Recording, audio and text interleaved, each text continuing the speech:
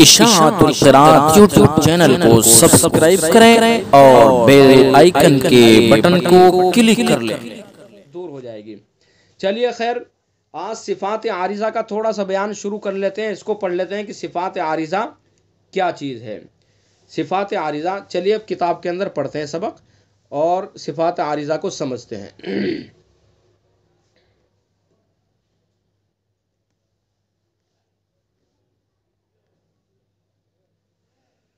یہ دیکھیے آپ کی اسکرین کے اوپر صفات عارضہ کا بیان۔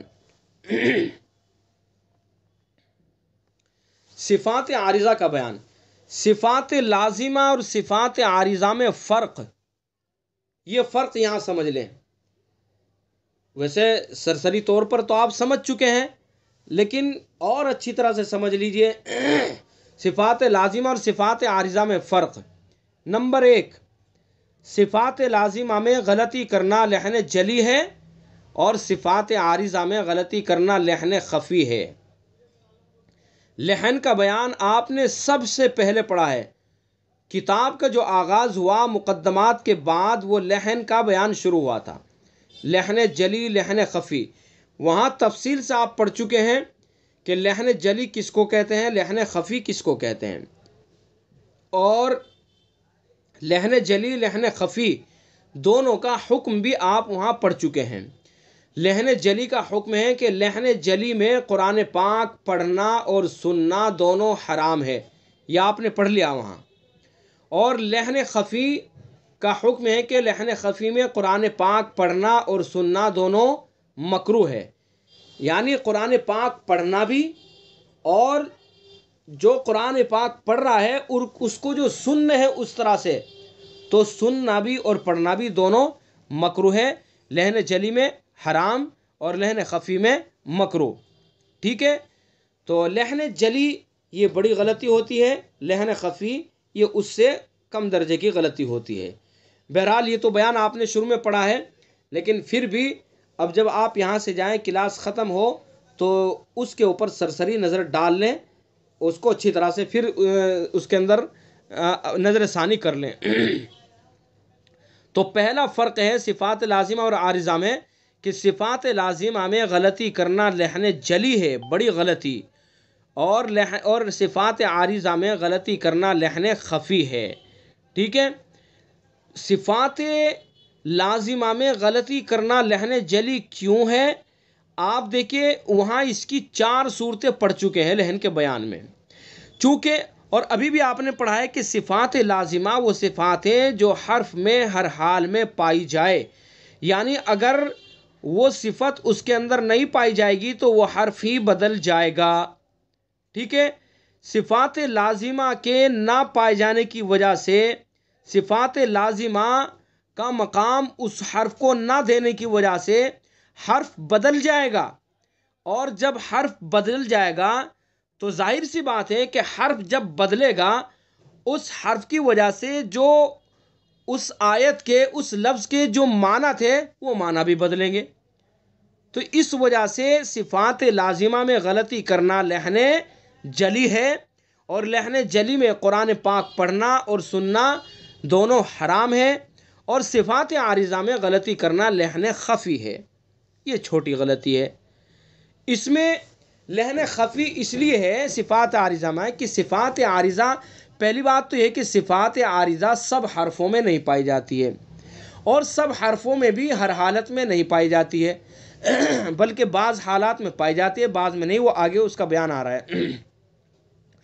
اور صفات عارضہ میں یعنی صفات عارضہ اگر اس حرف میں نہیں پائی جائے گی تو حرف تو وہی رہے گا لیکن اس کی خوبصورتی ختم ہو جائے گی، ٹھیک ہے۔ مثلا جیسے را ہے، را کو پر کرنا تفخیم اور ترقیق، یعنی پر اور باریک، را کو پر پڑھنا یہ صفات عارضہ ہے۔ اگر ہم نے جو را ہے اس کو پر نہیں پڑھا ہے تو اس کو ہم نے باریک پڑھ دیا، تو باریک پڑھنے کی وجہ سے حرف نہیں بدلے گا، را ہی رہے گی۔ مثلا الحمدللہ رب العالمین، رب العالمین کی را کو پر پڑھنا ہے تو اس کو پر کرنا یہ صفت عارضہ ہے. اگر یہ ہم نے پر نہیں کی، باریک پڑھ دی، تو حرف تو نہیں بدل رہا ہے نا. رب العالمین باریک پڑھ دی ہم نے، رب العالمین، حرف وہی ہے لیکن اس کی خوبصورتی ختم ہو گئی. پر پڑھنے سے خوبصورتی پیدا ہو رہی ہے، باریک پڑھنے سے وہ خوبصورتی ختم ہو گئی. ٹھیک ہے. تو اس وجہ سے کہ حرف نہیں بدلتا ہے تو یہ چھوٹی غلطی ہے، لیکن اس میں بھی لحن خفی میں بھی قرآن پاک پڑھنا اور سننا یہ بھی مکروہ ہے. بہرحال صفات لازمہ میں غلطی کرنا لحن جلی ہے اور صفات عارضہ میں غلطی کرنا لحن خفی. نمبر 2، صفات لازمہ سب حرفوں میں پائی جاتی ہیں اور صفات عارضہ بعض حرفوں میں پائی جاتی ہیں اور بعض میں نہیں، اور بعض حرفوں میں بھی بعض حالات میں ہوتی ہے، بعض میں نہیں. یہ دوسرا فرق ہے.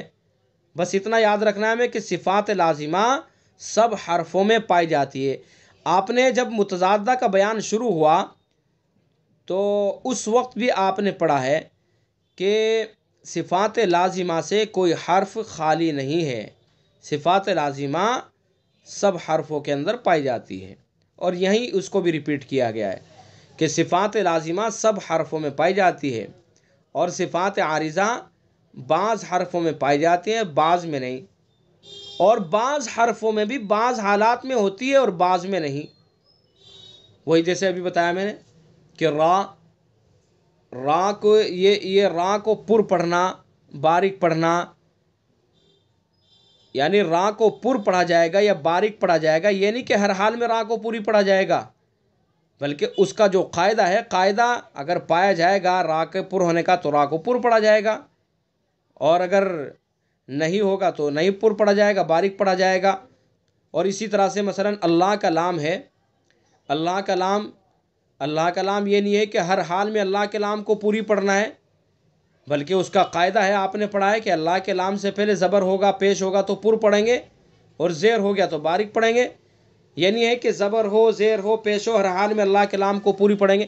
تو وہی یہاں پر بتلایا گیا ہے کہ صفات عارضہ بعض حرفوں میں پائی جاتی ہیں اور بعض میں نہیں، اور بعض حرفوں میں بھی بعض حالات میں ہوتی ہے اور بعض میں نہیں.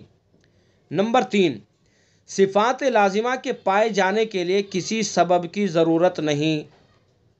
صفات لازمہ کے پائے جانے کے لیے کسی سبب کی ضرورت نہیں، اور صفات عارضہ کے پائے جانے کے لیے کسی نہ کسی سبب کی ضرورت ہوتی ہے.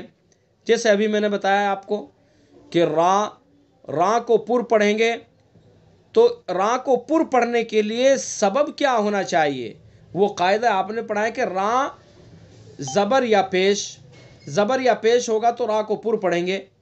اب وہ اس کے قاعدے ہیں کہ را کے اوپر زبر ہوگا، پیش ہوگا تو را کو پر پڑھیں گے، را ساکن سے پہلے زبر پیش ہوگا تو را پر پڑھیں گے، اور زیر ہوگا تو باریک پڑھیں گے. تو را کو پر پڑھنے کے لیے یا باریک پڑھنے کے لیے سبب کا ہونا ضروری ہے. یہ صفات عارضہ ہے جو. اسی طرح سے اللہ کلام، الف بھی ہر حال میں پر نہیں پڑھا جاتا، بلکہ اس کے لیے سبب ہونا ضروری ہے. تو وہ یہاں پر بتایا گیا. تیسرا فرق ہے کہ صفات لازمہ کے پائے جانے کے لیے کسی سبب کی ضرورت نہیں ہے، اور صفات عارضہ کے پائے جانے کے لیے کسی نہ کسی سبب کی ضرورت ہوتی ہے. یہ 3 فرق ہو گئے.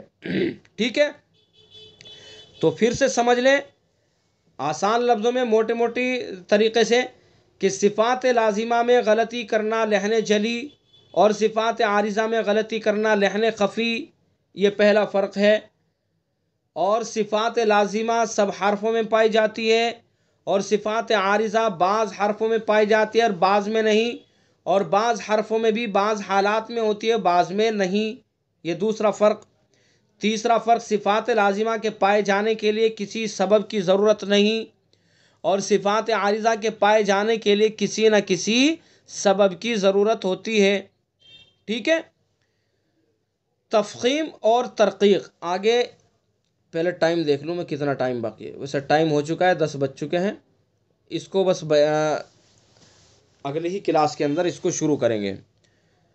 تو بہرحال آج ہمارا صفات عارضہ کا بیان شروع ہو گیا، اور آج صفات لازمہ اور صفات عارضہ میں جو فرق بتایا گیا ہے، اس فرق کو آپ اچھی طرح سے سمجھ کر کے یاد کر کے آئیں، ٹھیک ہے؟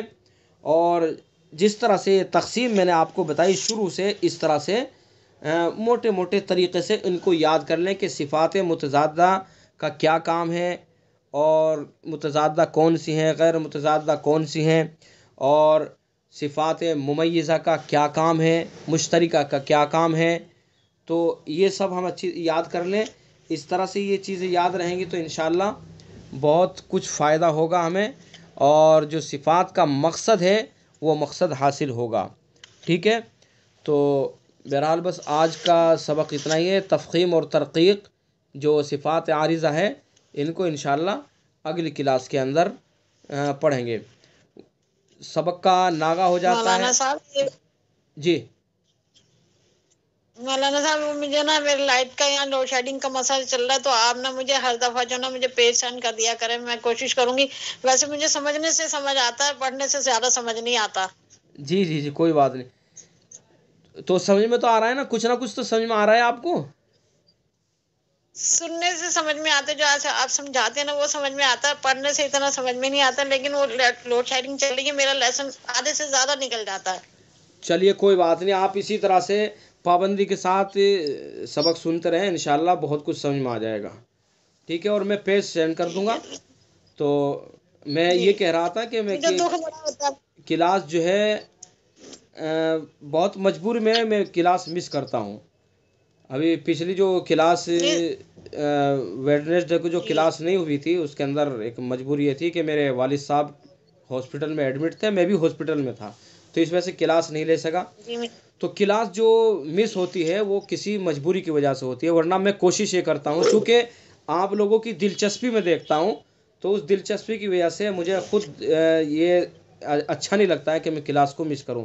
بہرحال کبھی اگر کلاس نہ ہو پائے تو یہ سمجھیے کہ وہ کوئی بہت زیادہ مجبوری ہوگی جو کلاس نہیں ہو پائی۔ تو آپ اسی طرح سے پابندی سے سنتے رہیں، انشاءاللہ بہت فائدہ ہوگا، اور ہم جو بیٹھ رہے ہیں مل کر کے اللہ کے مقدس کلام کی نسبت سے بیٹھ رہے ہیں، چونکہ اللہ کا مقدس کلام ہمیں سیکھنا ہے اور اس کے اصول و ضوابط ہمیں سیکھنے ہیں، انشاءاللہ بیٹھنے سے بھی بہت فائدہ ہوگا، اور کچھ نہ کچھ حاصل ہوگا تو اس سے بہت فائدہ ہوگا، چونکہ اللہ کے مقدس کلام کو ہم سیکھ رہے ہیں، اس کے لیے جمع ہو رہے ہیں۔ تو آپ پابندی سے کلاس لیتے رہیں، اور جب کلاس نہیں ہوا کرے گی تو میں میسیج کر ہی دیتا ہوں۔ تو بہرحال آج کا سبق یہ ہے، ہمیں یاد کرنا ہے، انشاءاللہ اگلی کلاس کے اندر آپ سے ملاقات ہوگی۔ السلام علیکم ورحمۃ اللہ وبرکاتہ۔ اشاعت القراءت یوٹیوب چینل کو سبسکرائب کریں اور بیل آئیکن کے بٹن کو کلک کر لیں۔